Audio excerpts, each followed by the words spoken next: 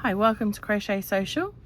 Today we're going to be looking at the half double crochet, but before we get into that, if you have any problems with crochet, it could be absolutely anything: stitch markers, a particular stitch, where does this go, where does that go, leave your query in the comments and I will add it to my video list, and I'll either make a short or I'll make a full length tutorial.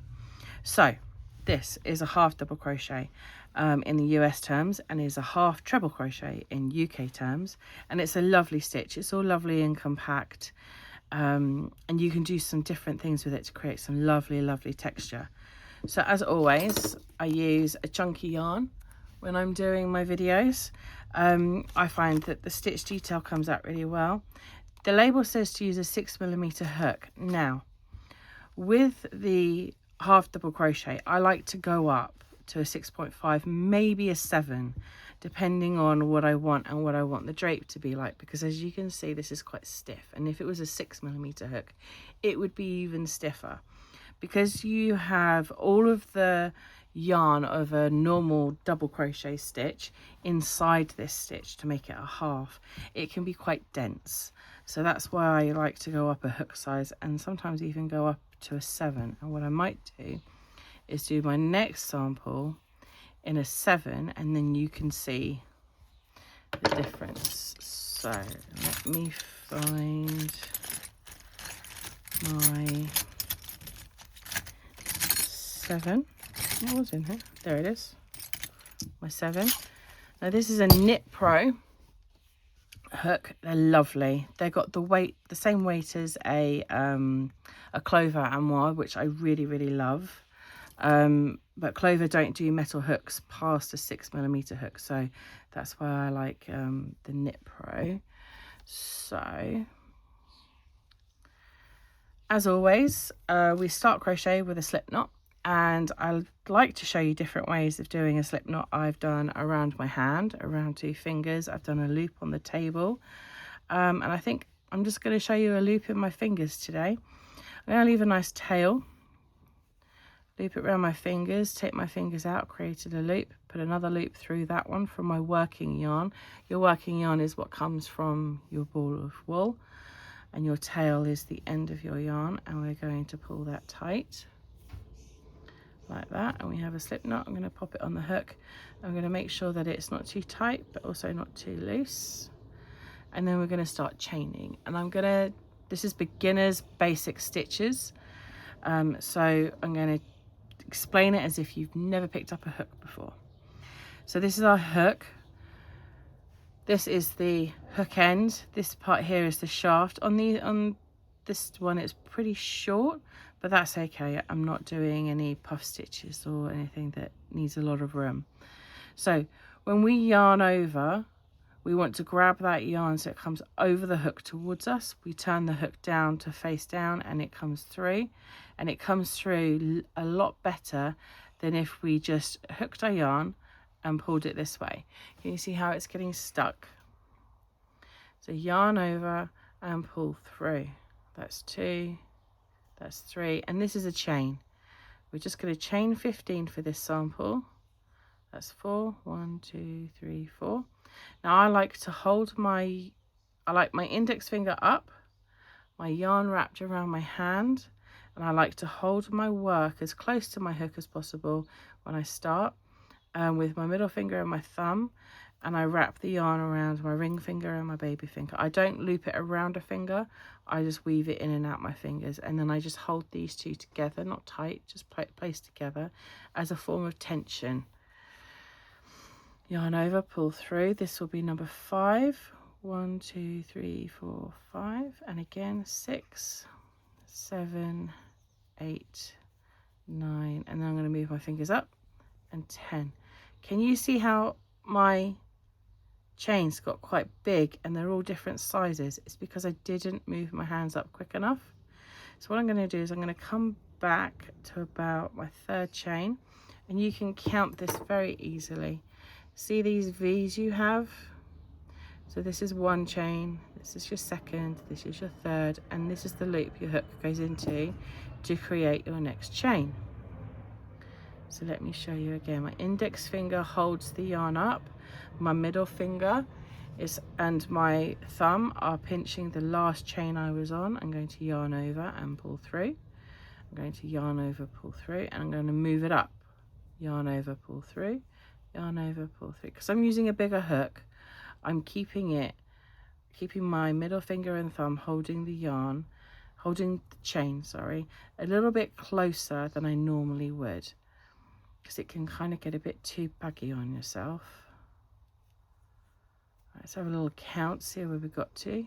I stopped counting. So I've got 1 chain, 2, 3, 4, 5, 6, 7, 8, 9, 10, 11, 12. I need 13, 14 and 15. Now the turning chain on a half double crochet can be 1 or 2. Depends how you crochet. If you're a bit tighter, I would say 2. If you're a bit looser, I would say 1. You can experiment, see which one feels better for you. Crochet is very down to the person making it. It's a handmade craft, so whatever you feel is best for you. I like a chain 1. Now for this tutorial, I'm going to show you the back bumps. So this is the front of your chain where you can see the 2 parts of the V. Now if I turn this on its side, you can see that this flat side is the front and you have back bumps at the back. I'll bring it closer so you can see. Now we're going to work into those back bumps. Now I like working into back bumps, and you can see there's one right there. So I'm going to go straight into that one and just hold it open for you. I like working in back bumps because it keeps the bottom of your work really nice and neat and flat. And plus, when you do a border, you can work into both of those instead of just working into one yarn strand. So for a half double crochet, you're going to start like you're doing a double crochet. So you're going to yarn over, hold it with your index finger, insert your hook into that chain all the way, yarn over, pull it through the chain, and then I'm going to describe to you what we have. So for a half double crochet, you have the loop on your hook that will become the top of your stitch. You have your first yarn over you did. That one is going to be the bulk of your stitch, and then this yarn over that came through the chain is going to anchor it to the chain. So you're going to yarn over again. Now this time you're going to go through all 3, and what I sometimes like to do, especially on the first stitch, is pinch right where that yarn over came through the chain, pull so you've got a bit of room, pull down off your hook. So my hook is going up and my left hand is coming down, and pull through all 3, just like that. Then I yarn over straight away and hold my index finger on it so that I can find the next back bump, and I can put my hook straight in, yarn over, pull through, hold it, pull it slightly and pull through. Yarn over straight away so it's there, hold it with your index finger straight into the next back bump and pull through. Get your yarn over ready, then pull down and then pull through all 3. It just gives you a bit more room because you're coming through all 3. It's a little bit of a longer journey, and sometimes it can just help just to ease everything through.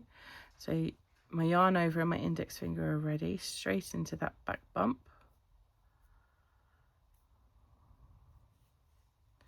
Yarn over, pull through, yarn over, pull through all 3. And that is basically it.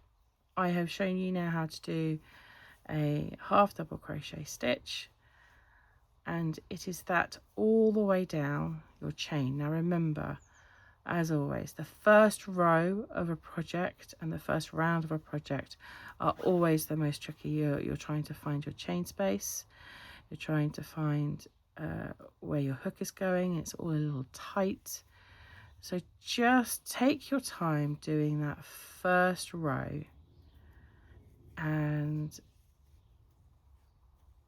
you will have a whole row of half double crochet or half treble crochet in UK terms. So there we go. And then I'm going to show you how to turn. I'm going to speed up a little bit. Even I have trouble sometimes getting a hook into a chain. I've used this yarn quite a lot, so it's a little splitty. There we go. Pull through.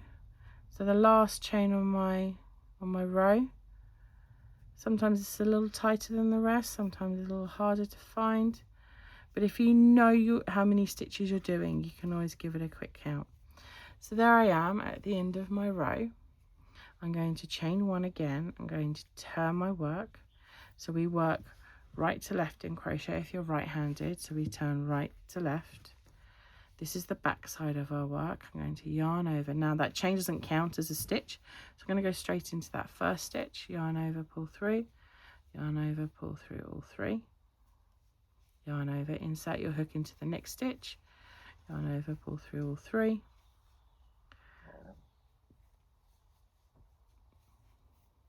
And that is a half double crochet. And I think this yarn could have taken a much bigger hook.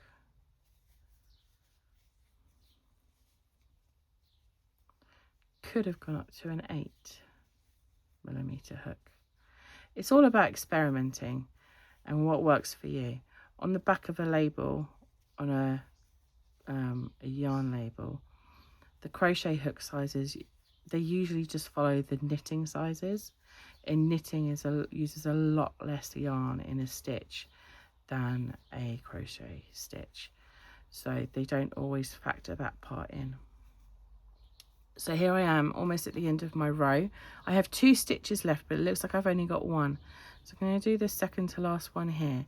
Now because I chained 1, there's my chain down there. This is a stitch, and you can tell because it's slightly baggy and it's got a little friend underneath it. So we're going to yarn over, I'm going to go into this stitch, and we're going to pull this through and through those, and then that straightens up that last stitch as well. So we're going to chain 1 and we're going to turn again, and we're going to you just continue going just like this. Sure that everyone knows exactly where to put the hook, and it's going to be in this space here where you have the top part of your stitch that you just on the top of your hook, and you have both sides and you can see the hook between them. Some people, I've noticed, sometimes go underneath this one here, which makes 3 parts of the stitch on top of the hook, and that's not what you want. You want to make sure with the yarn over that you go straight into there and just have 2 parts to that stitch on your hook, and then bring your yarn through, yarn over, still give it a little tug down, make sure you hold it where it needs to be held, and work all your stitches. And I will keep working along this row, making sure I put it in the right place every time, and I'll see you at the end. Here I am at the end. Now I can see these stitches a lot clearer because I've done some stitches, took them out, and then I wanted to show you how to do it again. So I'm going to go straight into this one here, and then remember your last one is always kind of tucked around. So yarn over, insert your hook, make sure you've only got the 2 parts, the top of that stitch, yarn over, pull through. Now I thought, because the stitches can be quite hidden on a half double crochet, I'd bring in stitch markers. These are the stitch markers that I love to use, these 2. I like the fact that they lock, they're plastic. I haven't had many break on me at all in my many years having stitch markers, and I find that they're the best. So I've chained 1, I'm going to yarn over into that first stitch. Now I'm going to put the stitch marker into the stitch because we're not counting those chains as a stitch. I'm going to loop the loop on my hook. I'm just going to loop it over my finger so that my hook is out of the way and I have my hand free to find that top part. So where you would put your hook to do a stitch is where you put your stitch marker to mark that stitch. So it's just taking that top loop of a stitch and you're going to lock it into place. And you're going to put your hook back in, tighten it all back up again, yarn over, and continue your row as you normally would, remembering how much I move my left hand, especially for this stitch and for a chunky yarn. It just helps move everything that little bit better. And I'll see you at the end of the row, and we'll put the other stitch marker in. So I'm at the end of my row and I've got 2 stitches left. We've got this one here, and we've got that one that always ends up tucked away. Now, on our return to the other end, it's not going to be tucked away because we've marked it. So we know exactly where it is and exactly where to go. And it will keep our edges really nice and straight. So we're going to chain 1, turn our work again, yarn over, insert your hook into that first stitch and do a half double crochet. Put the loop over your finger, follow that loop down. The next part that looks like a chain, that's the top of your first stitch. Pop your stitch marker in, put your loop back on, and then work to the other end, and I'll see you at the other end to show you what the stitch marker looks like at the other end. So here I am at the other end. This is my third to last, second to last, and can you see how we can see exactly where we're going into with this stitch marker? Now I like to put my hook in following that stitch marker.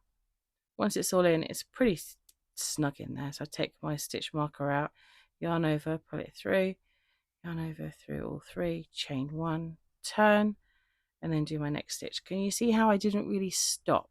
I kept the rhythm of the crochet going, and then put that loop back over my index finger and put my stitch marker back in. There are times where I've forgotten to put a stitch marker back in and cursed myself. So just make sure you always put your stitch marker back in, and that is how you create lovely straight edges with stitch markers. And as I said, I will do a whole video of stitch markers, where they go, what they can be used for, how I like to use them. Oops, I just lost that stitch I was talking. Because I don't just use them for the ends of my rows. I use them to keep my work together when I'm no longer working on a project, counting chains, all sorts. So let's make sure it goes in the right hole. There we are, back to the beginning, and we're just going to have a look at this sample compared to the 6.5 sample that I did earlier, and see how it fares. So just pull that so it doesn't come undone. There we go. So this one is the 7mm hook. This one is the 6.5mm hook.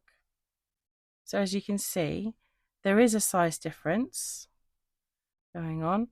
And let's have a look. So this one and this one, the drape's slightly the same. This one feels like it can move a bit better, I think. So yeah, I'll do a whole video on the different hook sizes and how it can affect everything. There's lots more to come. Thank you very much for watching.